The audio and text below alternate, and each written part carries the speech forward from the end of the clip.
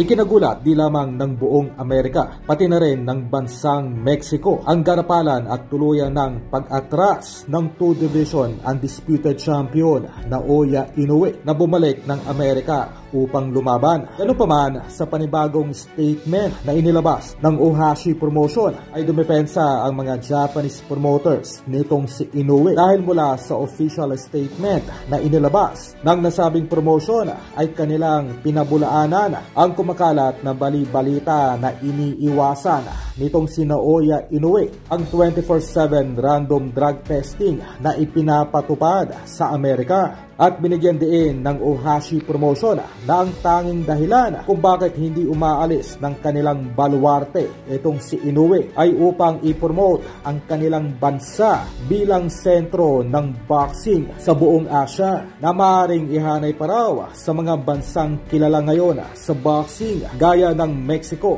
at ang US. Ganun pa man, mula sa ating nakalap na source, ang tinanggihang 3-fight contract nitong si Naoya Inoue sa Las Vegas sa ilalim ng top rank promotion ng Amerika ay posibleng makuha ng ating pambatong si Cuadro Alas. Ang lahat ng ito ay kaugnay pa rin sa exclusive fight contract ng ating pambatong si Casimero sa ilalim ng top rank promotion ni Lolo Arum. At ang lahat ng ito ay maaari lamang magmaterialize kung ang ating pambato ay makakarating ng Amerika, na kung saan ito ay kinumpirma mismo ng Treasure Boxing Promotion noong isang buwan. Sa madaling salita ay literal na wala ng kawala itong binansagang the Japanese Monster Naoya Inoue sa mga kamay ng ating pambatong si Cuadro Alas. Dahil una, kung sakaling biglamang magbago ang isip ng kampo ni Inoue at mapagpasyahan nitong nalubaban muli ng isang beses sa US or Mexico upang hindi magmulta o masampahan ng kaso